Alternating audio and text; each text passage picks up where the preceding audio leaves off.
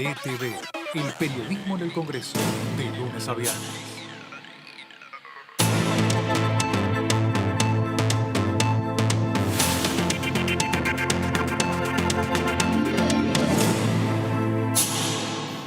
Hola, bienvenidos. ¿Cómo les va? Esto es DTV, el periodismo en el Congreso, con mucha información. Ayer no nos vimos a través de la pantalla porque quedamos ahí en el medio de dos comisiones, pero hoy sí, hoy vamos a actualizar todo lo que ocurrió en el día de ayer y también todo lo que va a pasar y ha pasado en el día de hoy. ¿Cómo andás, Vero? ¿Qué tal, Meli? ¿Cómo estás? Y vamos a estar haciendo un repaso de lo que dejó esta Comisión de Asuntos Cooperativos, donde se estuvo hablando de cómo afectan las telecomunicaciones en ese ámbito y además vamos a ver si podemos hacer un repaso del aporte solidario y obligatorio. Está el dictamen, la incógnita es cuándo se va a tratar en el Congreso.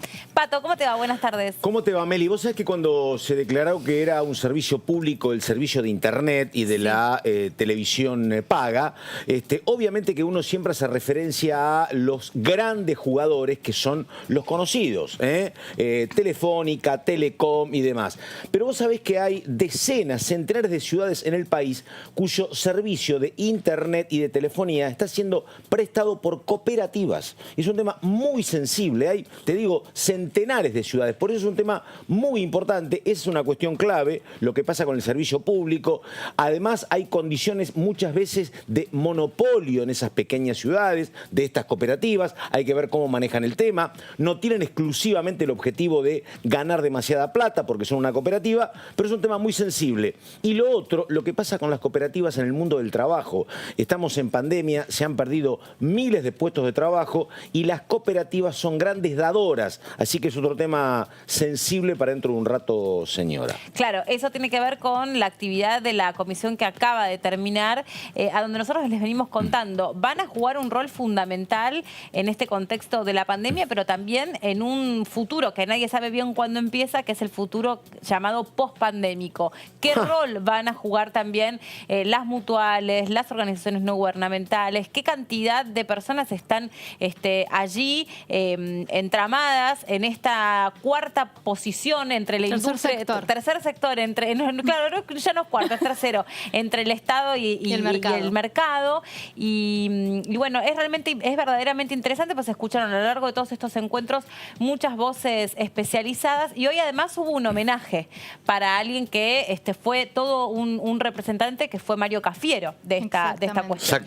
Exactamente. También, además del homenaje a Mario Cafiero, estuvo participando el vicepresidente de ENACOM, Gustavo López, casi al final de esta reunión de esta comisión. ¿Por qué? Porque el tema de hoy fue las telecomunicaciones, la importancia, como bien decía Pato, de lo que significan y sobre todo después de este DNU que las declaró un servicio público y esencial. Y además lo que se decía, lo decía la presidenta de la comisión, Soledad Carrizo, es que en la industria de la telecomunicación son alrededor de 1.200 las prestaciones que son afectadas en cuanto a cooperativas y pymes respecto a este sector, y estuvieron hablando distintos representantes del sector. Y además, bueno, daba como un dato que en 2019 se registró que en la población el 82% tiene acceso a Internet y son unos 150 millones de personas están abonados a lo que es el servicio de teléfono, de telefonía celular. El 82% está afiliado a algún servicio de... Acceso a Internet. Tiene acceso a Internet en el país. Es poco. Es poco, porque había cuenta del escenario que tenemos. Bueno, es el problema de los chicos que han perdido contacto con la escuela, un 18%. Es uno de los problemas, por ejemplo. Sí, y del sector productivo también. Claro, sí, pero... O sea, no solamente de los niños. Sí, pero a nivel... suponete que haces trabajo presencial y no trabajo a través de Internet.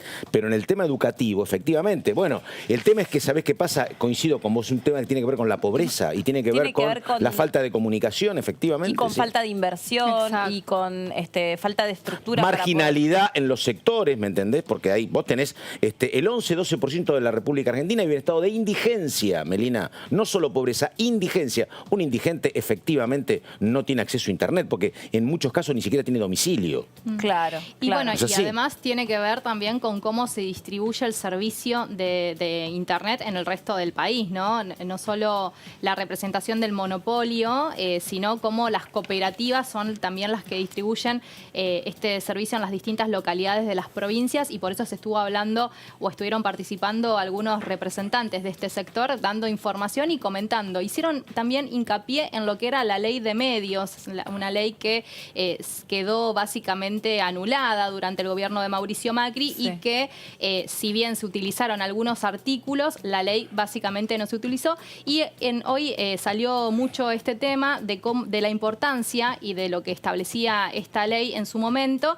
Y bueno, obviamente la palabra de Gustavo López fue muy importante, si bien fue al final, pero sirvió un montón. Arriba para del auto. Arriba del auto. Estaba arriba del Venía de auto. una reunión con el rector de una universidad. Ajá. Y él ahora está, porque claro, Gustavo López estuvo en presidencia, estuvo en la jefatura de gobierno, él ahora está en el ENACOM. Claro, el vicepresidente de NACOM, dentro Ajá. del directorio. Ajá. Exactamente. Y contaba un poco ese panorama. Bueno, ahora en un ratito vamos a seguir analizando lo que dejó Y esa es el presidente del partido que es el oficialismo en Ushuaia. Forja. Exactamente, es el Sí, presidente sí. del partido, tiene un gobernador, Ajá. el partido de López, efectivamente. Gustavo Melec. Aliado del Frente de Todos. Bien. Además, como dato, sí. Muy, muy, muy interesante. Ahora en un ratito vamos a seguir analizando lo que dejó esa comisión, pero vamos a empezar con la agenda parlamentaria de manera cronológica, repasando lo que ocurrió ayer en la Comisión Conjunta de Finanzas y Comercio, que se reunió, y a propósito de esto hablaba la diputada Elena con Karin Cohen y le contaba sobre los dictámenes, los proyectos que se intentan pujar desde estas comisiones.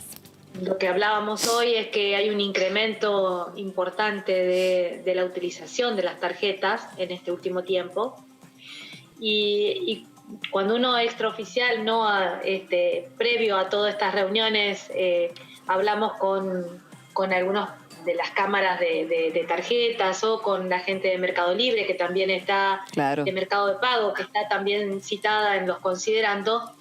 Ellos manifiestan que hay algunas trabas en cuanto al funcionamiento, que por eso está bueno que los escuchemos a todos, y que a veces no es lo mismo cuando es tarjeta o es código QR, que la acreditación es diferente. Lo del código QR no está contemplado en el proyecto de ley que estábamos tratando en este momento. De todas maneras, al momento de que empecemos a tratar la letra del proyecto, creo que lo deberíamos agregar. Y también tratar. En este momento, el proyecto que fue presentado por el diputado Ponce no lo prevé. La intención es que en estos momentos donde estamos pasando momentos difíciles, y en todo momento, Sí. el comerciante, y sobre todo el comerciante de barrio, que es quizás el que no tiene tanta espalda para Tenga el dinero. para poder soportar la financiación, pueda tener una respuesta mucho más rápida. Totalmente. De aquella persona que va y compra y paga con su tarjeta de débito, porque la persona que paga con su tarjeta de débito se le está descontando en ese momento. Bueno, lo que empezaron a trabajar es la inmediata acreditación del dinero para el comerciante si se paga con tarjeta de débito. Por ahí también se hacía referencia a alguna cuestión de la tarjeta de crédito, pero el tema en cuestión es la tarjeta de débito, y en este contexto donde hay menos posibilidad de tener efectivo disponible, bueno, que no siempre corra con la peor parte el comerciante.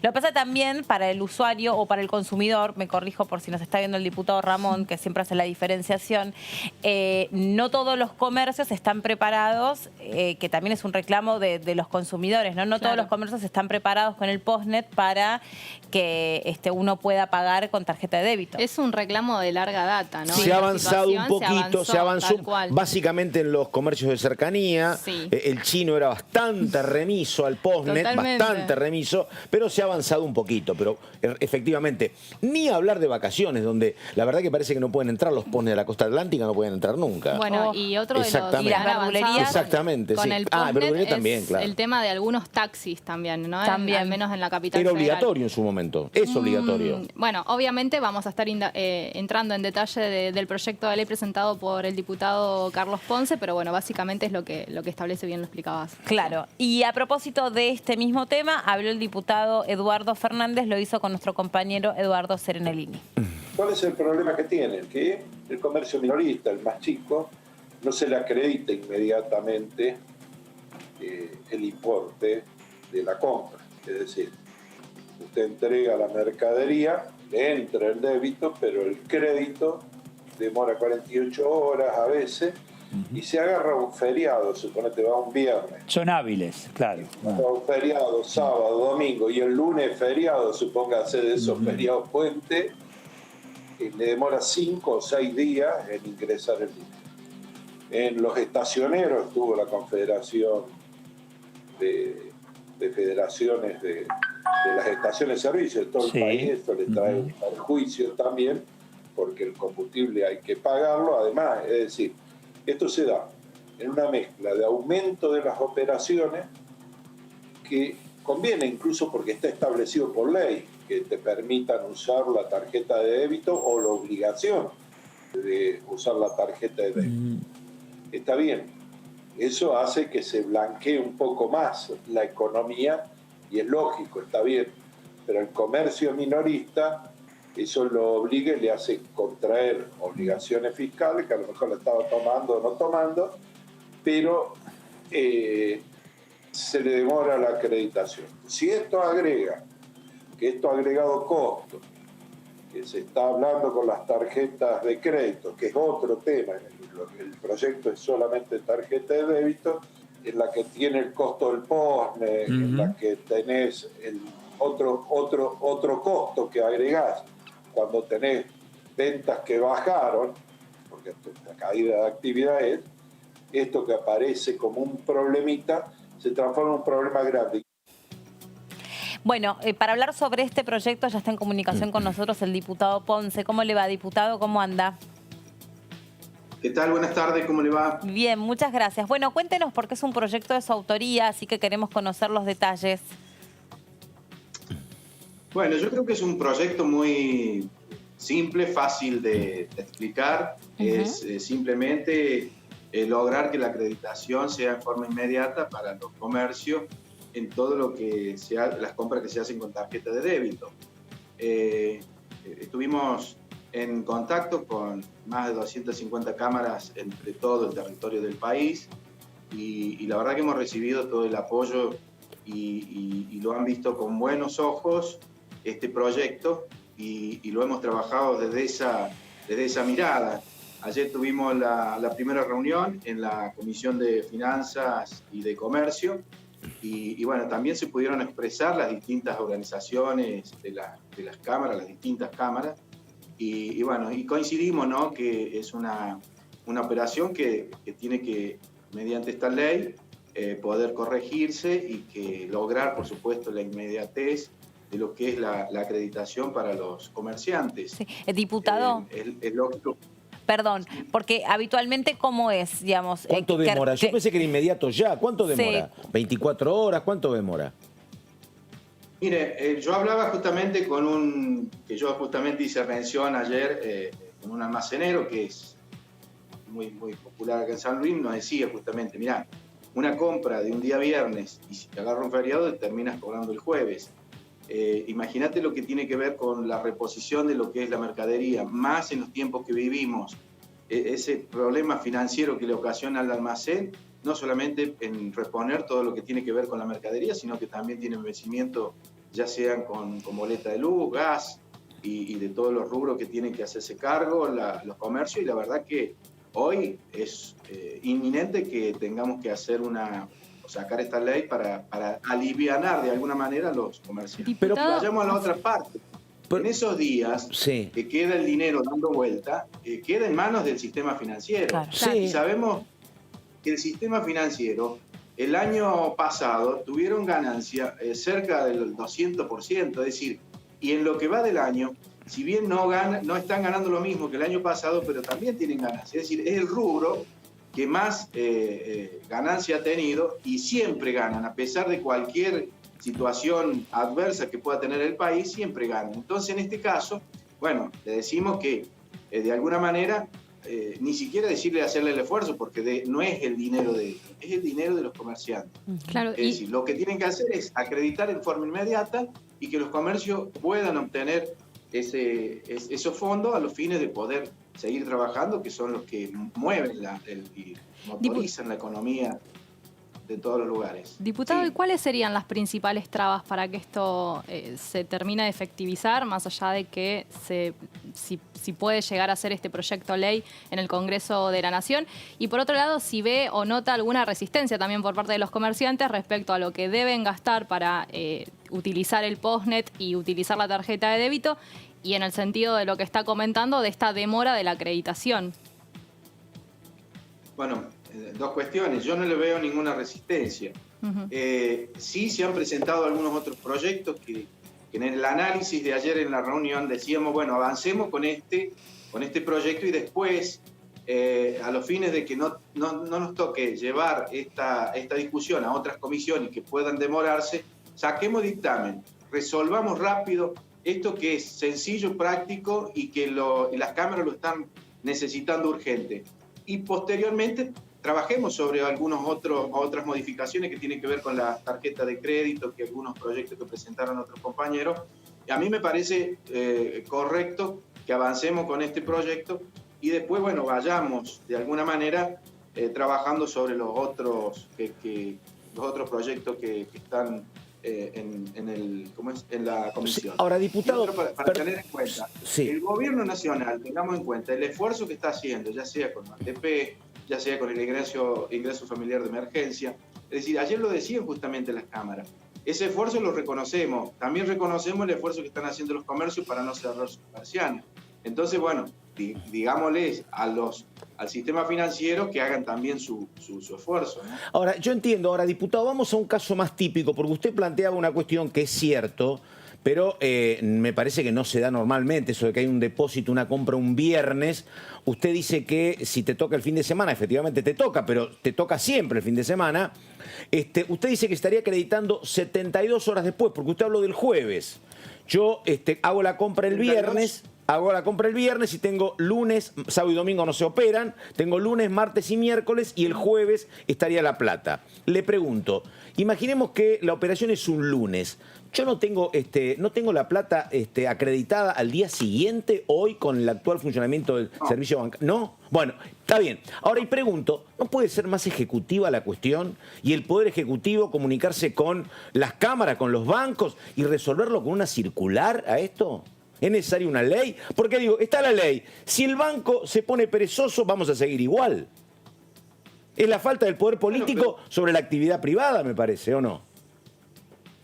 Bueno, pero si esto no se ha resuelto, ¿verdad? Y hemos podido dialogar con las cámaras, hemos podido trabajar en conjunto. Y ayer vi también una voluntad de la oposición que coincide con este proyecto. Bueno, qué mejor sería también que pueda surgir a través de la ley y que los bancos también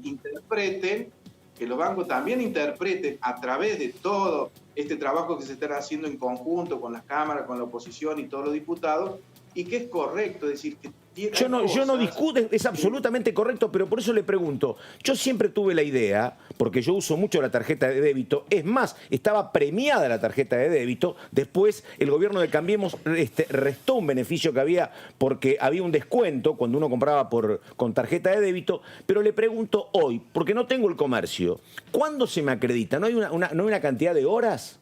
Usted me compra mañana a mí y yo aplico mi postnet. ¿Cuándo lo cobro yo? ¿A las 24 horas? ¿Cuándo? ¿No hay una cantidad de horas? 48 y 72 horas. Y ustedes piden que sea automático eso ahora. Ustedes piden que sea automático. Tiene que ser automático. Tiene que ser claro. A lo sumo tendría que haber dos cortes, supongamos. Coincido, está bien. Perdón, Ponce. Bueno, un corte al mediodía, claro, y otro corte al final. Como es la transferencia hoy interbancaria, yo transfiero plata de un banco a otro y es automático eso. Pues es automático eso. ¿Sí? Debería Más o ser menos. así. Debería. Debería. No me quiero meter con el tema de los bancos porque no tengo un buen día al respecto. Pero justo está metiendo el dedo en la yo llaga. pensé que era automático, no 48 horas, dale. No, pero además la otra cosa que quiero decir sobre la importancia de esta ley, que esto termina recayendo en el consumidor, porque muchas veces cuando el consumidor Por supuesto. va a un local o a un comercio de cercanía o a una verdulería, No te toman el postnet. no. Hay una diferencia entre el pago con débito y el pago en También. efectivo cuando no debiera haberla, Claro. porque uno, en definitiva, a uno sí se le descuenta de manera automática cuando uno paga Claro. con tarjeta de débito. Sin Exactamente. embargo, siempre el comerciante dice, no, si me pagas en efectivo te hago un descuentito del 5 al 10%. No, pero si te voy a pagar con débito, ¿cuál Claro. es la diferencia? Claro, no. Digo, la Exactamente. diferencia es lo que demora al comerciante en acreditarse ese pago. Por eso termina, en definitiva, perjudicando al consumidor. Y dentro de los fundamentos, ayer yo hacía esta comparación, ¿no? Que cuando se paga en efectivo o se paga en tarjeta de débito, si bien hay resoluciones, digamos, que no lo admite, pero en la realidad sabemos perfectamente que es así. Además, hoy me tocó de que hice una compra y cuando pagué con tarjeta de débito me dice, me olvidé decirte, tengo que aplicar un 5% Eso sí sobre le- lo que es el precio. Qué Eso es bárbaro. ilegal. Eso está es mal. Sí, claro. Está Sí. mal, digamos, y lo ponen en un aprieto, digamos, también a los comerciantes, porque lo tienen que hacer ante esta dificultad que tienen para reponer y para Claro. Sí, pero ver diputado... todo lo que pierden en esos días. Hay que corregirlo esto. Claro. A ver, hagámoslo práctico. Sí, diputado, Hay que pero... corregirlo. Si no se ha hecho antes, ¿Y qué si le no se ha dice? hecho antes, No, pero por ahí- alguna razón... Pero ahí uno como consumidor también tiene que conocer cuáles son los derechos que lo amparan y no se puede hacer un recargo por pago con tarjeta con débito. Esto es una cuestión, digamos, que si uno se queja en una organización de defensa del consumidor, le van a decir, tiene usted razón. Sí. Usted no tiene por qué pagar Pero con si no te lo recargo. hacen si no te lo hacen, te lo invierten, ¿está bien? Te dicen, Claro. Bueno, eso es lo que, eso es Exacto, lo que claro, decía yo. exactamente. Bueno. Y Pero perdón, siempre ¿qué dice- recae en el mismo Bueno, lado. ¿Qué dicen? Sí. ¿Qué Pero dicen? es exactamente Sí. lo mismo. El reclamo, Sí. el reclamo debería ser en cualquiera de los casos, ¿está bien? Ahora, hagamos lo siguiente, es decir, más allá del incumplimiento, supongamos que está llevando adelante el comercio, pero veamos esta parte, este reclamo que están teniendo los comercios. Y yo lo veo justo, es decir, para mí debería ser que se le acredite en forma inmediata y a partir de ahí nadie, digamos, Y debe perdóneme, ¿y por hacer qué hay que diferencia en suponer- cuanto al tema sí. del pago efectivo o con tarjeta? ¿Y por qué hay que suponer que los bancos van a acatar esto? Por el Claro. peso de la ley. Ahí iba mi pregunta, diputado. ¿Hay algún tipo de intimación no? o de Si penalidad no es para el dinero banco? Porque ¿Por qué no si no es dinero de ellos? pero Si es dinero del comercio. por supuesto, pero digo, como yo la verdad digo, ¿y esto por qué no estuvo instrumentado desde el comienzo? ¿Por qué se le daba este gap de 48 horas a los bancos? Bueno, sabemos perfectamente que siempre los bancos siempre llevan la de ganar. Por eso le Es decir, pregunto, van claro. Sí. implementando. Sí. Y bueno, pero es Ahora hora está de bien. también decirle a los bancos, Está al bien. sistema financiero, estamos en un país donde todos hacemos un Sí. esfuerzo, principalmente aquellos que ponen el capital, que ponen el trabajo. Y bueno, y los bancos están acostumbrados a que con solo operaciones y un pasamano, ellos llevan la mayor ganancia. Pero- es decir, está Sí. bien que haya bancos, Ahora- está bien que el banco...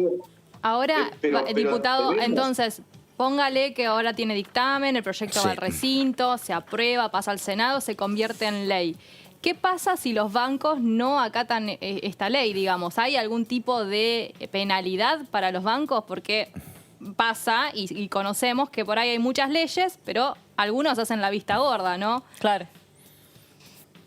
No, yo no me imagino un banco acatando una ley. ¿No? No me lo imagino. Yo no me lo imagino, estaría, digamos, incumpliendo No. una ley que me parecería a mí que sería, bueno, desastroso. No, yo digo que esto no va a pasar. Pero no Hay no cosas hay que sí, ninguna, no está estipulado, digamos, en la iniciativa.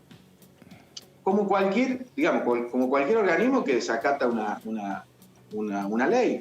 Es decir, lo que debemos hacer, por supuesto, es los comercios denunciar de que no se le está haciendo la acreditación. Pero el sistema, si bien yo no soy un especialista en el sistema, que por ahí a lo mejor no puedo evacuar todas las dudas, yo diría que tiene que ser un sistema donde en forma inmediata al comercio le tiene que acreditar. Tiene que estar por sistema, es decir, no debería haber una manera de que lo puedan desacatar los bancos. Es decir, tiene que ser una disposición, una vez que esté la ley, del Banco Central, que dispone cómo es la operatoria, y después directamente ya queda establecido para siempre, digamos. Diputado Carlos Ponce, gracias por este contacto con nosotros, muy amable. Bueno, gracias a ustedes. Chao, hasta Buenas luego. tardes. Igualmente, que tenga buenas tardes. Ayer también se reunió la Comisión de Ciencia y Tecnología y una vez más, como si fuese el Día de la Marmota, están tratando de gestionar un proyecto de ley para financiar el sector de ciencia y tecnología, que parece mentira, ¿no? Este sigue siendo el tema en cuestión por el que vienen batallando y que en definitiva afecta a un grupo importantísimo de cerebros de nuestro país, porque cuando hablamos de la ciencia y la tecnología, y más aún en este contexto, estamos hablando de personas absolutamente formadas en nuestro país y que no tienen prácticamente ningún tipo de devolución por el tiempo que han invertido a sus carreras. Sobre este tema también estuvo conversando nuestra compañera Karin Cohen. Realmente, si uno analiza el lugar donde estamos hoy, creo que es una perspectiva viable. ¿Por qué? Porque no nos olvidemos que la ciencia, la tecnología, principalmente lo que es la investigación dentro del COFECY, del INTA, todos sufrieron en el gobierno anterior un desguace por situaciones económicas, no vamos a discutir por qué, pero todas estas áreas sufrieron un desguace. Entonces, hoy nos damos cuenta lo importante que es apuntar a la ciencia y a la tecnología con esta enfermedad, con esta pandemia, y lo importante que son nuestros científicos y nuestros investigadores. Nosotros tenemos a lo largo y a lo ancho del país grandes investigadores y grandes proyectos. Por lo tanto, creo que es un punto de partida importante tratar de sacar la ley con un presupuesto coherente, ajustado a la realidad y que signifique el dinero suficiente para lo que significan los materiales y también un pago de todos los científicos y también los becarios. O sea, creo que esta es nuestra aspiración. Sobre el mismo tema, el diputado Patiño estuvo conversando también con nuestra compañera Karin Cohen, haciendo referencia a que no estaban dadas las condiciones para que el sector privado financie al sector de la ciencia y la tecnología. Tenemos un problema muy particular, que no es nuevo, se agrava por el tema de la pandemia, que es que la inversión en ciencia y tecnología en Argentina prácticamente es toda estatal. Nosotros no tenemos inversión privada en ciencia y tecnología como sí tienen otros países. Entonces, el debate se centra en relación a qué porcentaje del PBI Argentina invierte en ciencia y tecnología. Ahí se dice, por ejemplo, que países como los países de la OCDE destinan un 3% del PBI a ciencia y tecnología, y Argentina debe estar en un 0,6% y con un PBI bastante alicaído. Entonces, estamos realmente en un problema serio.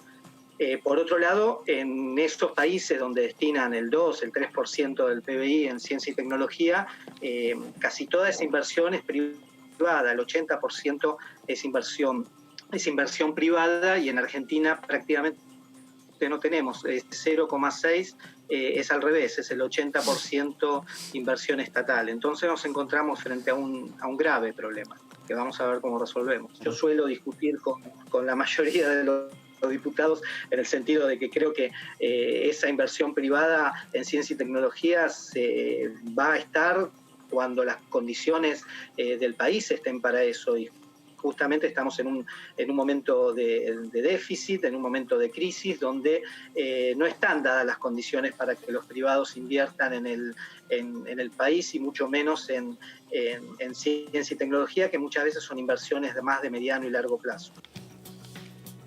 Uno de los temas, sin lugar a dudas, que más polémica ha traído en estos últimos días parlamentarios es este proyecto de ley que pretende que por única vez, de manera extraordinaria y en este contexto, un grupo de personas que percibe realmente, que tiene realmente una riqueza en sus bienes declarados, aporte por única vez, insisto, a los que menos tienen en este contexto de pandemia. Pero ese proyecto de ley, que es del aporte solidario y extraordinario, se le incorporaron modificaciones.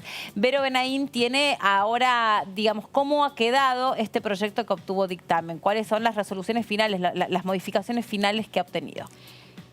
Sí, Meli, porque sin dudas el proyecto que ya tiene dictamen de la Comisión de Presupuesto y Hacienda, que la componen 49 integrantes, digamos, está listo para bajar al recinto, pero todavía no tenemos la fecha de su tratamiento. Pero vamos a repasar un poco cuáles fueron estas modificaciones. Una de las modificaciones, hay que destacar que el proyecto tuvo un dictamen con 27 diputados a favor. Juntos por el Cambio hizo o presentó su dictamen en minoría. Una de las modificaciones es que se incorpora que los no residentes con tenencias en el... O sea, se quita del proyecto los no residentes con tenencia en el país. También se modificó lo que tiene que ver con la fecha del universo de los bienes declarados. Ustedes se acuerdan que se establecía que los bienes iban a ser los que estaban declarados hasta diciembre del año 2019. Bueno, eso se modificó. ¿Y sabes por qué se modificó, Meli? Para que no haya retroactividad. Claro, ahí el oficialismo se blinda de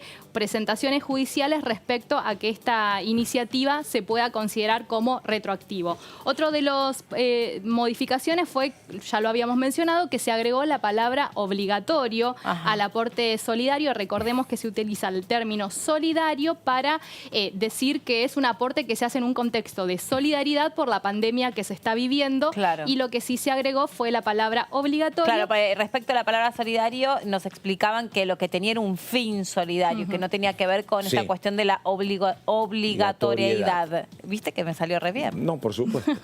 Y también quienes repatrían el 30% de sus bienes van a quedar exentos del diferencial que se establece del 50%. Bueno, también algunas de las cuestiones que se mencionaron respecto a un informe que elaboró la AFIP, comandado por Mercedes Marcó del Pont, tiene que ver que el proyecto finalmente va a alcanzar a 9.200 personas físicas. ¿Se acuerdan, Meli y Pato, que en un principio el oficialismo pensaba o contaba un universo de 12.000 personas físicas para poder brindar este aporte? Bueno, finalmente, según los datos de AFIP, de las declaraciones formuladas hasta 2019 del año pasado, son 9.200 personas.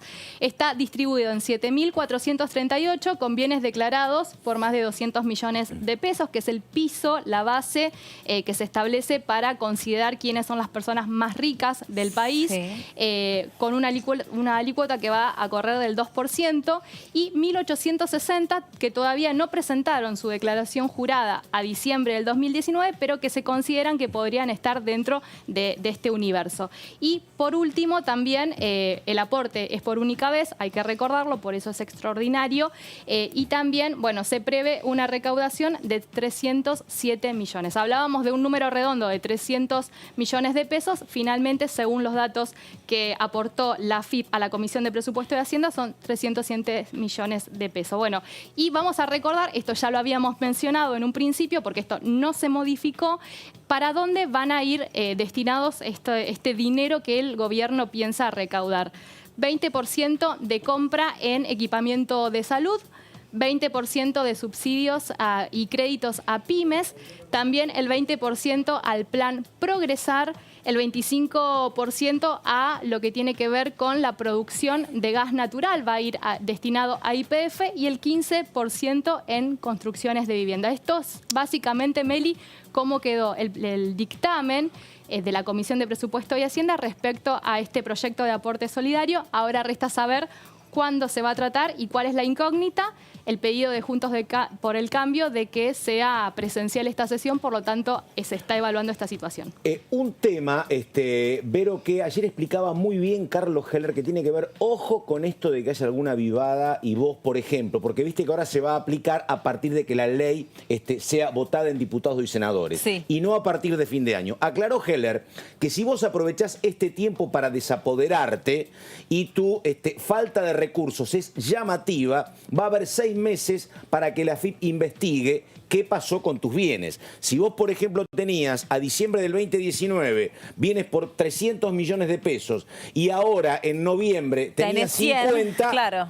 Volaron los 250, la AFIP está autorizada a investigar para ver si esta falta de plata tiene que ver con alguna cuestión muy particular o con alguna actitud dolosa. Así que si hiciste esa avivada, bueno, la AFIP tendrá margen para actuar y ver cómo fue que esa plata presuntamente desapareció. Pero no creo que pase. No creo que Algunas de las cuestiones que fueron modificadas, Sí. Pato, Meli, fueron pedidos de los interbloques federales, que son los que aportaron el número para que pueda avanzar este dictamen en la Comisión de Presupuesto y Hacienda. Y por otro lado, si bien Juntos por el Cambio presenta su dictamen en minoría porque hace algunas críticas a lo que es esta iniciativa o la letra chica de este proyecto en particular, reconocieron que las modificaciones que se hicieron fueron buenas. Sí. Sí, parece que me parece que el objetivo de Frente de Todos es finalmente avanzar con este proyecto, por eso fueron tan contemplativos respecto de las modificaciones que se venían reclamando, porque va a ser un tema sensible sin lugar a dudas y hay que ver si efectivamente, como decía Vero recién, puede darse este pedido de Juntos por el Cambio, ya que el tema para ellos es de extrema sensibilidad, que el debate se dé en una modalidad cara a cara y no de esta manera con algunos diputados logueados a través de la plataforma y otros de manera presencial. El tema es que hay que ver dónde. Bueno, vamos a meternos en la Comisión de Asuntos Cooperativos. Habló el diputado Alderete.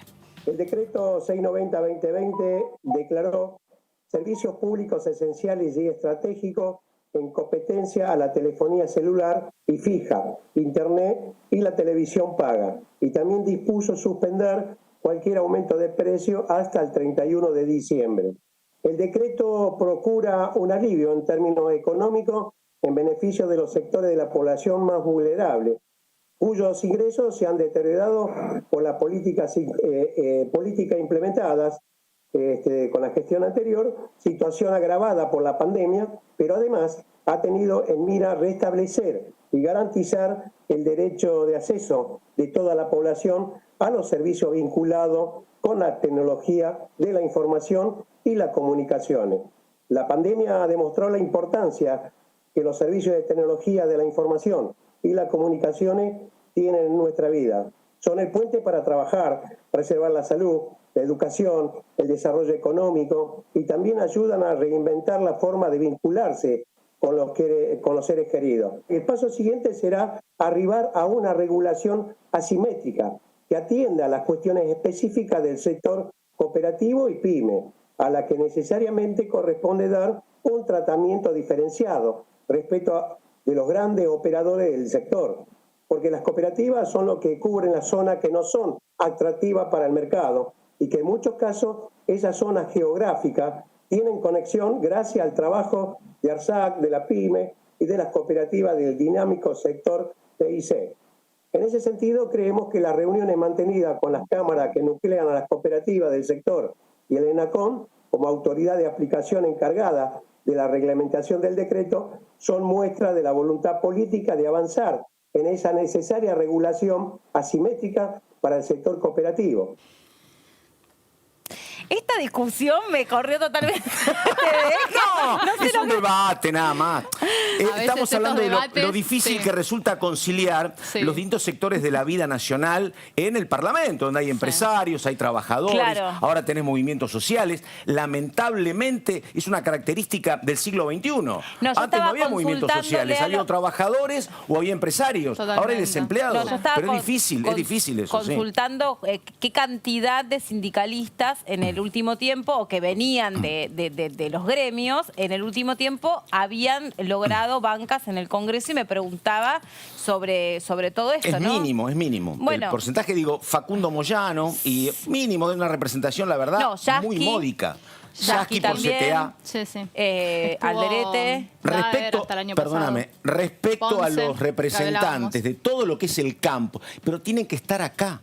Porque como tiene que estar CRA, como tiene que estar la sociedad rural con representantes acá, como tienen que estar representantes de los abogados y del capital, tienen que estar los trabajadores, si no esto queda desbalanceado. El campo tiene representantes, los abogados tienen representantes, los estados provinciales tienen representantes. Si no están los dirigentes gremiales, como no han estado, esto queda absolutamente desbalanceado en contra de los intereses de los trabajadores. Es así. Del PLA, Correa, Pero del PLA es dirigente gremial, Sí. pero no llega como es dirigente gremial docente, pero Sí, no llega como docente. dirigente gremial, llega como una militante de izquierda importante, Totalmente. que trabaja Pero de bueno, docente. también Trabaja de representa, docente. digamos, Pero digo, básicamente. la verdad, si no vos tenés representaciones de todos los sectores, tenés sectores políticos, Bueno, pero necesitas representaciones sectoriales. ¿Qué es lo que pasa? Claro. Cuando hay algunos reclamos que se hacen muy fuertes, que se rescatan de las calles, lo que termina pasando que generalmente en esos movimientos que se crean por fuera del Parlamento, por fuera del Poder Ejecutivo,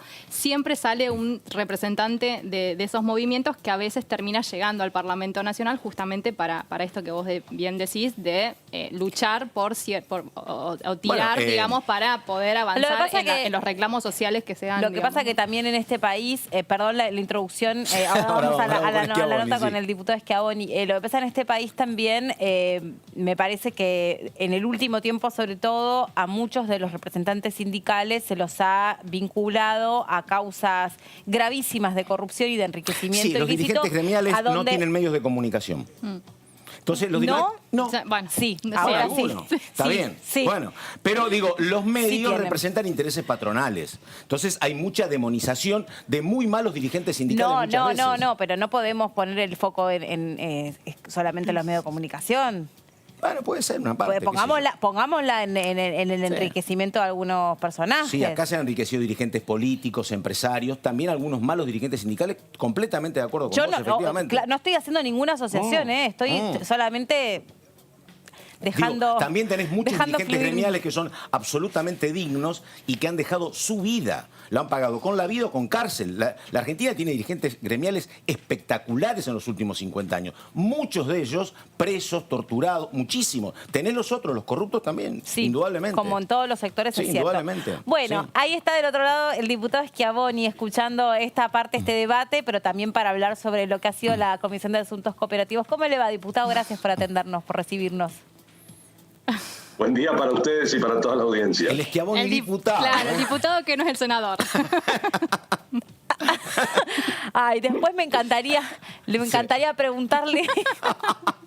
Bueno, nos estamos refiriendo a lo que le pasó a un colega que tuvo, no sé si fue un problema del colega, de la producción del colega, pero bueno, como no forma parte de tampoco está bueno. Y la paciencia del hermano, de Humberto. Qué gentil ha sido su hermano. Sí, bueno, después nos metemos con ese tema. Vamos a lo que nos compete, porque si no acá yo tengo esto que se llama Belén y es un programa aparte, Belén. Nos está pidiendo que nos concentremos en la Comisión de Asuntos Cooperativos y bueno, todo lo que va a pasar, porque hoy también empieza a debatirse, también me interesa su opinión, hoy empieza a debatirse el presupuesto. Bueno, lo escuchamos, diputado que no es senador. Una pequeña aclaración nada más. Digo que por ahí no hay tantos casos de hermanos que esté uno en el Senado y el otro en diputados. No, es verdad. O sea que la confusión del colega de ustedes o de la producción Sí. es perfectamente explicable. Factible, digamos. sí. Sí. Lo que, Sí. lo que llama la atención es que cuando uno explica cuál es, quién es quién, y que estaba duro el asado, como que vamos. Y bueno, Sí, pero sí. bueno, qué sé yo. Un saludo a los amigos. Respecto de la comisión, la verdad es que fue una muy buena reunión de carácter informativo, donde nosotros coincidimos en la regulación asimétrica, porque obviamente de los aproximadamente 14 millones de hogares que existen en la República Argentina, aproximadamente 5 millones no poseen conectividad. Entonces, en la vida diaria, la conectividad ya dejó de ser hace mucho tiempo un lujo. Hay un montón de cosas y está bueno que así suceda, más allá de los vicios, las deformaciones que por ahí los que tienen hijos chicos, les molesta que los chicos estén todo el día con los jueguitos, etcétera. Bueno, pero eso es materia de otro debate. Nosotros coincidimos con que la regulación asimétrica favorece que la conectividad llegue al 100% de los hogares argentinos, y esta parte de los servicios de comunicación generalmente está a cargo de cooperativas de servicios, porque por las distancias y la baja densidad habitacional, a las grandes empresas por ahí no les resulta atractivo, no les resulta rentable la inversión en esos sectores. Por lo tanto, la regulación asimétrica es una medida que tiende a compensar y a favorecer a que más argentinos estén conectados. Bien, Schiavoni, sobre hace un ratito nuestra compañera Verónica daba a conocer en cifras la cantidad de personas que se supone tienen algún tipo de conexión a internet, y a mí me llamaba la atención que, digamos, representado en cifras me parece poco. Que el 80% del país tenga acceso a internet me parece poco, a pesar de que es una cifra que siempre el poco o es mucho, es una cifra que es relativa, ¿no? Está puesta en relación a algo, pero me parece poco porque estamos en la era de la tecnología por excelencia, y me parece que esta pandemia lo que hizo fue poner en evidencia una brecha tecnológica que además es social y que además habla de brechas a otro nivel, también es educativa. Me parece que solamente el 80%, para mí, yo le agrego, solamente el 80% de la población esté conectada, habla o explica por qué tenemos tanta pobreza, tanta indigencia en nuestro país. Bueno, es un poco una cosa consecuencia de la otra. Yo pienso que por ahí lo que significó la conectividad respecto de la vida diaria fue una cuestión incremental. Fíjate, yo no me considero una persona muy vieja, pero sin embargo accedí a la conectividad creo que cuando tenía ya 40 años. Fíjate, cuando nosotros estábamos en la facultad a principio de la década del 80, no había computación como materia en la universidad. Y bueno, no hace tanto, qué sé yo. Sin embargo, mis hijos que tienen 30 años, 30 y pico de años, ya se criaron con celulares, con computadoras, con conectividad, y por supuesto le sacan mucho más el jugo que los que por ahí tenemos mayor edad. Pero por supuesto lo ideal sería que el 100% de los argentinos cuente con conectividad, y en aquellos lugares donde no le es rentable a las empresas privadas, la presencia del Estado, la presencia de este tipo de mecanismos de regulación asimétrica permite que otros sectores de la economía puedan intervenir y proporcionar un servicio que hoy es prácticamente esencial para desarrollar cualquier tipo de actividad. Diputado, ¿qué tal? Vero Benaim lo saluda. Quería consultarle cuál va a ser al menos la idea respecto a plantear una posible reglamentación para este sector en lo que respecta a esta situación de las telecomunicaciones. Y por otro lado, algunos de los representantes hoy de las cooperativas y pymes del sector dejaron o deslizaron alguna crítica al gobierno anterior por haber anulado la ley de medios que estaba vigente en su momento. Si tiene alguna apreciación al respecto.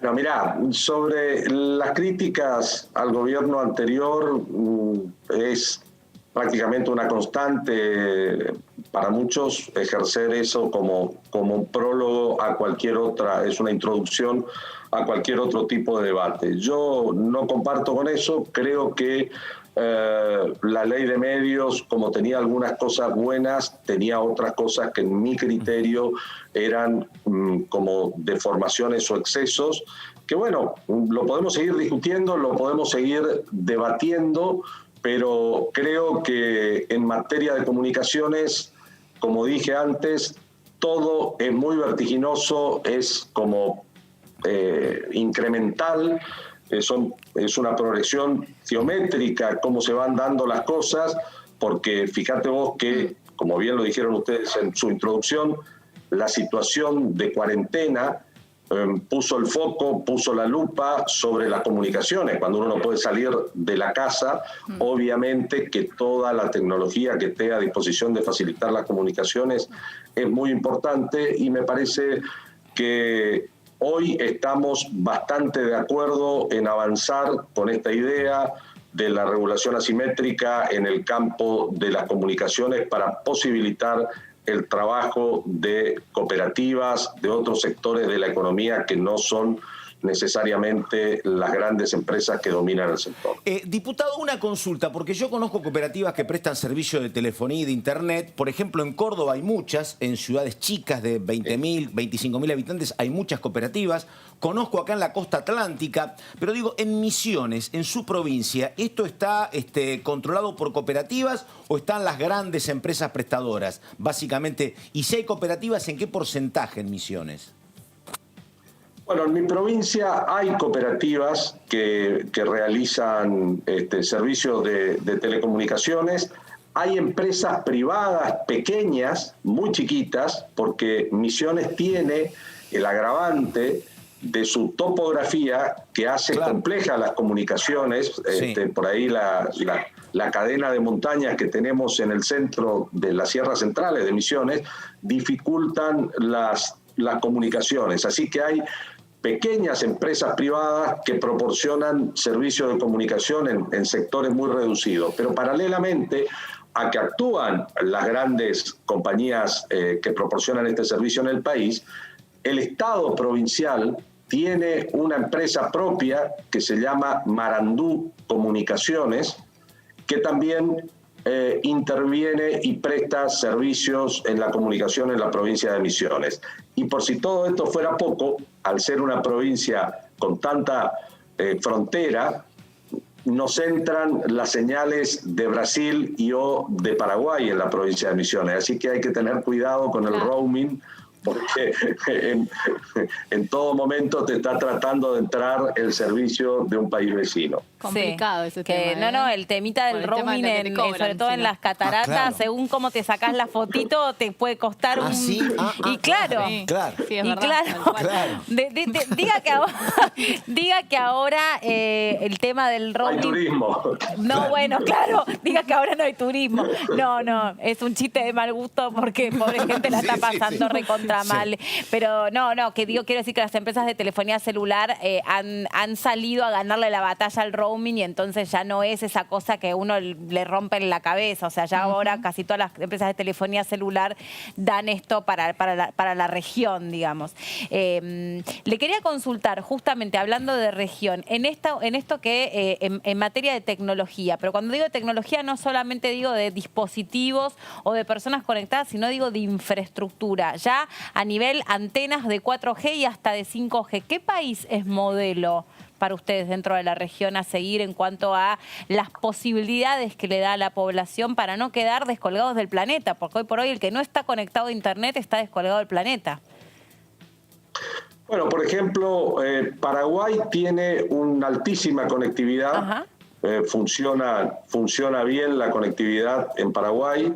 En los estados del sur de Brasil, que son los estados más ricos del Brasil, que son vecinos nuestros, también el servicio es muy eficiente en comparación a lo que ocurre en la provincia de Misiones y en muchos lugares de la Argentina. Vos sabés que yo estaba recordando mientras hablaba con ustedes que siendo legislador provincial, presenté una vez una denuncia por publicidad engañosa a una de las grandes compañías de telefonía de la Argentina porque aseguraban conectividad en todo el país y en mi provincia por aquellos años más los lugares donde no había conectividad, donde sí había. Después no prosperó, la presenté en Defensa del Consumidor porque, si ustedes recuerdan, la publicidad decía que cubrían todo el país, cobertura en todo el país. En Misiones, la verdad... Además, había dos empresas, una cubría el norte y la otra el Claro, sur, así que sé de lo que estamos dividido. hablando. Sí. Claro.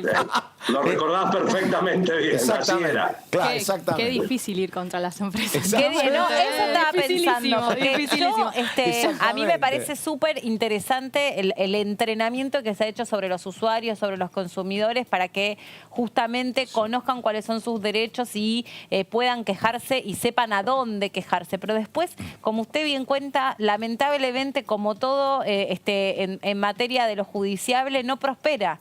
O sea, uno puede tener un montón de razón, pero no prospera. Es realmente, después de cobertura periodística por lo atípico, cuando alguien finalmente le puede lograr ganar un juicio de este tipo a alguna empresa, como Totalmente. una telefonía, una bebida, las marcas de ropa también, que son Totalmente, muy claro. demandadas. Diputado, yo le Una quería... aseguradora, Claro. una compañía aseguradora. Ni hablar. Por supuesto, sí, claro. Le quería consultar, teniendo en cuenta que hoy, en minutos nada más, va a empezar la Comisión de Presupuesto y Hacienda. Bueno, un poco cuál es su parecer respecto al presupuesto 2021. Supongo que ya lo habrán podido estudiar. Y además, cómo va o cómo ve el detalle destinado a este sector del que venimos hablando.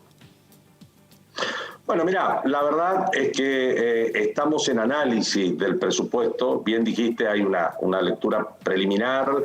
Hoy empieza el debate específico en la comisión. Nosotros tenemos, yo no pertenezco a esa comisión, tenemos nuestros miembros que nos van pasando los informes de acuerdo al análisis y al avance del debate. Yo te diría de esta lectura preliminar que no comparto por ahí los parámetros bajo los que fue elaborado el presupuesto. Lamentablemente en nuestro país las variables toman una dinámica que hace que lo que planificás hoy no te sirve para mañana. Es falta de previsibilidad, que es algo que lamentablemente viene ocurriendo hace mucho tiempo y que obviamente atenta sobre la ejecución del presupuesto, porque los supuestos sobre los que está elaborado luego no se verifican en la realidad, y también esta falta de previsibilidad atenta contra las posibilidades de inversión. Pero en términos generales, creo que, y como era de preverse, está más orientado obviamente el presupuesto que al estar en discusión, digamos, no es una cuestión definitiva.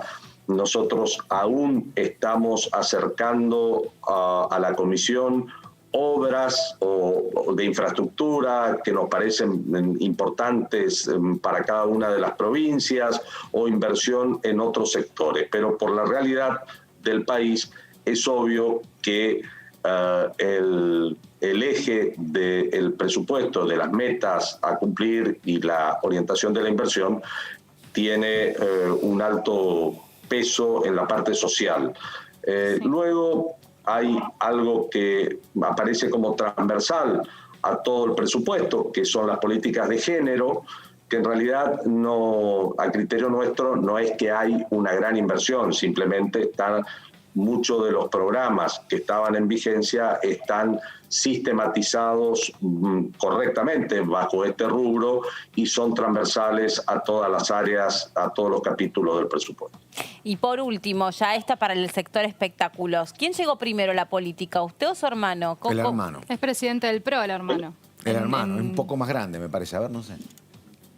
Sí, tengo 4 años de diferencia con mi hermano, pero coincidimos cuando estábamos en la universidad, estudiábamos en Buenos Aires, mi hermano estudiaba en la UBA, yo estudiaba en la UADE, los dos realizábamos actividad política en una época donde era la dictadura militar, así que no era mucho lo que podíamos hacer y nos tocó en la etapa universitaria, lamentablemente, Malvinas y la posterior salida democrática que nos encontró a ambos militando por aquellos años en el Movimiento de Integración y Desarrollo. Claro. Luego mi hermano sí se dedicó de lleno a la actividad política, yo me dediqué a la actividad empresaria, hacía gremialismo empresario y por primera vez participé con un cargo electivo en el año 2013 como diputado provincial del PRO en la provincia de Misiones. Sí. Y subestimé la cuestión, pensé que me iba a poder dedicar a la empresa y a la actividad política al mismo tiempo, cosa que no ocurrió, y hoy estoy acá dedicado plenamente a la política. Pero sí, mi hermano ingresó antes como más profesionalmente a la actividad política. Era un dirigente muy importante de la juventud del desarrollismo en los años 80, Humberto Schiavoni, un hombre muy ligado a Frondizi y a Frigerio, efectivamente. Sí, sí, sí. Así era. Efectivamente. Sí, señor. Bueno, qué interesante debe ser formar parte de alguna charla familiar, porque deben ir y venir comentarios y análisis, aunque son del mismo color partidario, pero bueno, puede llegar a haber en ese sentido diferencias. Pero no todos en la familia, no te vayas a creer, son interesantes los debates dominicales. Pero por lo menos, bueno, coincidimos todos. los dos legisladores estuvo el caso de Pinedo en su momento, de Federico y su hermano, que son todo lo contrario, ¿no? Eran el agua y el aceite en la política, al menos. Así es. Bueno, diputado, gracias por su tiempo y por también desasnarme de esa duda que se me ocurrió. Y dije, bueno, yo me mando, yo pregunto. Total, con preguntar no se pierde Muchísimas nada. Gracias. Muchísimas gracias, que tengan un buen día. Que tenga buenas tardes, hasta luego. En un ratito nada más, nosotros vamos a seguir, por supuesto, transmitiendo en vivo la Comisión de Presupuesto y Hacienda, que tiene por objetivo empezar a analizar el presupuesto 2021. Exactamente, con ya la presencia de los funcionarios técnicos del Ministerio de Economía, que van a estar hablando ya de los aspectos más específicos del presupuesto 2021, más allá de los números económicos generales que conocemos. Van a explicar bien el detalle de las partidas seguramente a cada sector. El mismísimo Heller, como siempre, con varios minutos de antelación, ya conectado, ahí lo estamos viendo, que es el que preside esta comisión. Siempre una persona muy puntual, ¿no? Muy puntual. Y un hombre, es un hombre, controló un banco cooperativo durante años, un hombre con mucha formación económica, así que es, como te digo, un hombre cantado para presidir esta comisión. Vienen el secretario de Hacienda, Raúl Rigo, viene el secretario de Política Económica, Haroldo Montagu, y viene el secretario de Finanzas, Diego Basturre. Mucho que tiene que ver con tasa, con banco, con finanzas y con platita. El secretario de Hacienda es el que te da o te quita, Melina. Así que un hombre clave. Hablando de personajes históricos de la política, haciendo un poco de familia, porque en general la política es un legado, ¿viste? Que están los Rodríguez Sá, los Rossi, o sea, es un legado. Hoy hubo un homenaje para Mario Cafiero y pasaba esto en la Comisión de Asuntos Cooperativos. Comenzamos, por supuesto, esta jornada acompañando a la familia de quien haya sido el presidente del INAES hasta hace unos días, y ex diputado y ex presidente 2 veces de esta comisión, el señor Mario Cafiero, quien nos ha acompañado en este año en muchísimas jornadas y que hoy también están sus representantes aquí, y que creo que la mejor forma de seguir honrando su compromiso con el sector es de esta manera, ¿no? Del diálogo y de seguir trabajando en pos de un sector que necesita el acompañamiento y la visibilización de todos. Y mi gran recuerdo al amigo Mario Cafiero, que él fue quien me convocó para que esté acompañando este desafío de las comunicaciones. Ahora lo tienen aún, que quiero ser un puntal de apoyo o un palenque donde se pueda rascar. Un abrazo. Quiero manifestar una enorme tristeza por la pérdida de Mario Cafiero, ese militante que ha tenido una participación en las cooperativas, al ser 2 veces también presidente de las cooperativas, pero también en la política y también en el campo popular. Ha generado una tristeza tremenda la partida de ese querido compañero Mario Cafiero, al que vamos a extrañar y recordar. Mario Cafiero, como lo recordaron varios compañeros, compañeras que hicieron uso de la palabra, se imaginaba la política pública como un espacio de encuentro, como un espacio donde el encuentro no simplemente tuviera que ver con el lugar donde se puede llegar a acuerdos, donde se puede llegar a resolver determinadas cuestiones, sino fundamentalmente como un espacio donde se genere una cultura. una cultura donde los intereses particulares se pongan en función de los grandes objetivos de la comunidad. Y pensaba que el Estado y la política pública, en la parte que le tocó gestionar al INAES, estar al frente del INAES hasta hace unos días que lamentablemente falleció, sino a lo largo de su trayectoria. Pensaba el Estado y la política pública como el convocante a esa cultura del encuentro, a esas concertaciones que nos hacen falta para salir a veces de los atolladeros, de esas discusiones no relevantes o discusiones secundarias. Y entendemos que este es el camino como un homenaje a esta situación particular y a la situación general. Es decir, construir estos espacios de encuentro, donde las distintas visiones, donde las distintas particularidades puedan conformarse o transformarse en espacios de diálogo, en conversaciones. Y la verdad que creo que esta reunión de hoy hace gala de eso.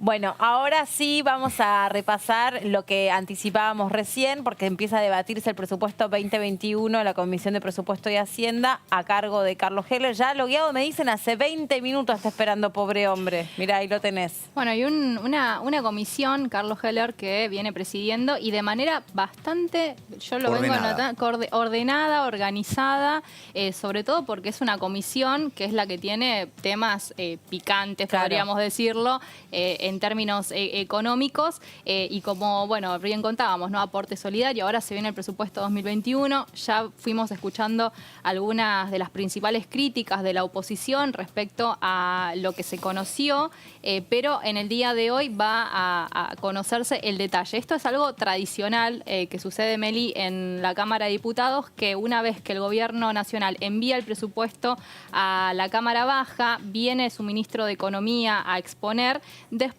empiezan a aparecer, digamos, a desembarcar en la Cámara Baja los distintos funcionarios. Sí. En este caso, el equipo técnico del Ministerio de Economía, pero habrá que ver si a lo largo de estos meses que se pretende abordar el presupuesto 2021, llegarán otros funcionarios para hablar de las partidas a sus ministerios. Y te digo una cosa, me gusta más esto que lo permite la virtualidad, porque primero vino Guzmán, ahora ellos, digo, en otros momentos donde los gobiernos, cualquiera sea, ha estado más complicado con los tiempos, ha habido reuniones maratónicas en el Salón Delia Parodi, donde venía primero el ministro, explicaba y después, en sesiones que duraban horas, pero 10, 11 horas, cada uno de los secretarios más importantes explicaban la parte que les tocaba.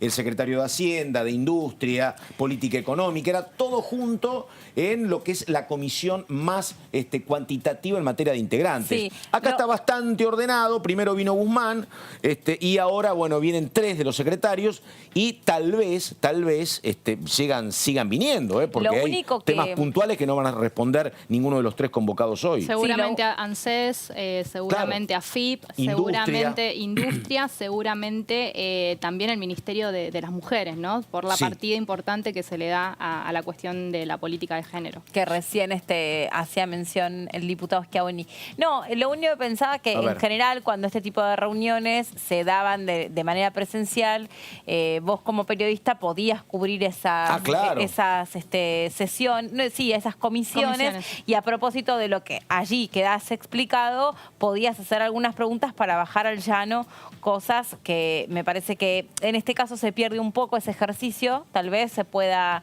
se gana mucho transmitiéndolo y pudiendo tener acceso directo a esa información, pero también hay como un paquete de información que es tan técnico que queda lejos de la gente y es una picardía que se pierda. Probablemente se pueda dar en algún momento que accedan. A veces lo hacen pasa, a lo largo de todas las reuniones que se tienen, después a veces pueda llegar a haber algún tipo de conferencia desde el Ministerio de Economía para poder explicar un poco más. Pero hace 30 años, esto es siempre igual, hasta que vos no tengas una moneda dura y lo que vale hoy, ponele este vaso 30 pesos, valga el año que viene 30 pesos, y vos decís, bueno, mira, los números son más o menos los mismos, digo, ahí tendría sentido discutir a ver cuál es la partida, por ejemplo, para el CONICET, cuál es la partida que vos vas a tener para la construcción de caminos. ¿Me entendés? Mientras vos tengas una inflación en la República Argentina promedio entre el 30% y el 40%, a veces tenés un 15%, a veces tenés 45%, mientras tengas ese porcentaje inflacionario es muy difícil moverte seriamente con cualquier número. Ahora yo me quedé pensando, perdón, pero Sí. en algo que dijo recién en la nota que Schiavoni. teníamos Schiavoni, que me dijo, bueno, respecto de la partida que se le va a asignar a la perspectiva de género, por así decirlo, en realidad lo que se está haciendo es sistematizando dinero que ya estaba al servicio de esta cuestión. Me parece que eso es más para chequeado.com, porque ahí es donde te queda la duda. Decís, ¿es tan así? Porque justamente lo que los sectores vienen reclamando desde el punto de vista de la perspectiva de género es que no había en la concepción del Estado la idea de entender a la problemática de género, incluso desde la cuestión presupuestaria. Entonces, desde allí para abajo tenés los resultados tristes que tenemos en esa materia. Se sistematiza porque se le da entidad al ministerio que este gobierno, digamos, lo lleva adelante por primera vez en la historia de nuestro país, pero además se aumentó la partida, porque hablamos de un aumento que es 13 veces mayor al que se le daba durante gobiernos anteriores al organismo que representaba el sector de la política de género y era el Ministerio Nacional de las Mujeres. Era la Dirección Nacional de las Mujeres.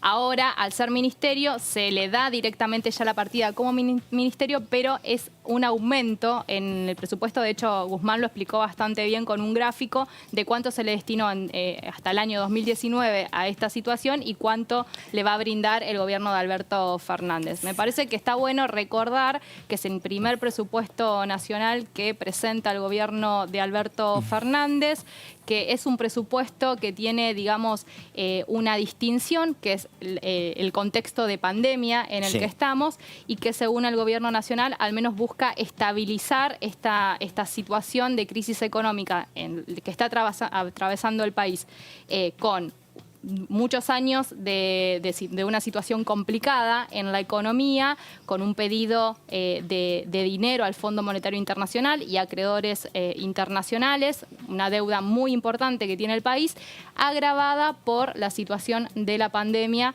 que se está viviendo. Entonces, bueno, tiene bastantes cuestiones para analizar respecto a una situación de desventaja, ¿no? Claro, digamos, cuando se habla de un presupuesto, justamente presuponer por qué Andari Vélez vas a andar haciendo los largos en la pileta de natación que se llama la República Argentina. Lo que pasa que a eso, además, le tenés que agregar el condimento de la pandemia, que te hace todo más difícil de presupuestar o de presuponer, si quieren, para hacer el juego de palabras. Justamente lo que la pandemia ha antepuesto a nuestros ojos es un escenario de mucha incertidumbre. Por supuesto. Hablando de plata, hay que ver cómo ingresa esto, porque el traslado se está concretando en estas horas y tiene que ver con lo que ha pasado con parte del presupuesto que tenía María Eugenia Bielsa en el Ministerio de Desarrollo Urbano, que ahora pasa a Desarrollo Social, la cartera manejada por Daniel Arroyo. Hoy hablé con Daniel Arroyo, lo llamé para preguntarle cómo está, porque tiene COVID. Tiene Me COVID dice, él y su esposa. Me estoy recuperando, sigo trabajando. Y le digo, bueno, ¿qué van a hacer con toda esta plata? Primero, la verdad que yo no sabía. En tiempos de Cambiemos se votó una muy buena ley que hablaba de la urbanización de 4.000 villas de emergencia. La idea era bárbara. Ahora, ¿con qué plata vos urbanizás villas de emergencia? Acá se urbanizó una sola, quedó muy lindo, que es la Villa 31, Retiro, pero nada más. Bueno, hace falta mucha plata. Se reúne un capital de 8.000 millones de pesos. ¿De dónde sale la plata? Vos no, porque no comprás, pero toda la gente que estuvo comprando $100 vía home banking, vos pagabas el impuesto país, que era un impuesto que te recargaba la compra en 31 y pico de pesos. Bueno, esa plata permitió reunir 8.000 millones. Antes esa plata estaba en el área de Bielsa. Hay que ver cómo queda en el presupuesto. Ahora pasa para Arroyo y Arroyo tiene que discutir esa cuestión con movimientos sociales, con varios. Bueno, él está convencido de que la cuestión se va a ordenar y va a haber muy buena cantidad de plata. Repito, son 4.000 villas de emergencia. En la primera etapa se habla de 1.800. Hay de todo, Melina. Tenés villas de emergencia chiquitas donde con 40 casas y trazás alguna calle y lo ordenás, y tenés otras que son enormes. Pero va a ser un trabajo donde recibió la plata ayer Arroyo. Con otro escenario complejo que es el de las tierras tomadas y los desalojos también. Efectivamente, parte del problema es justamente darle mejores condiciones de habitabilidad a gente que no tiene nada y después avanzar en lo que será una idea del Estado de ir comprando terrenos para la gente que no tiene nada. Quería corregir que es el Instituto Nacional de las Mujeres. Me había quedado como... Perfecto. Bueno, ahora le damos así el pase al doctor Carlos Heller para que se haga cargo de la Comisión de Presupuesto y Hacienda. Nosotros nos reencontramos mañana. Chau.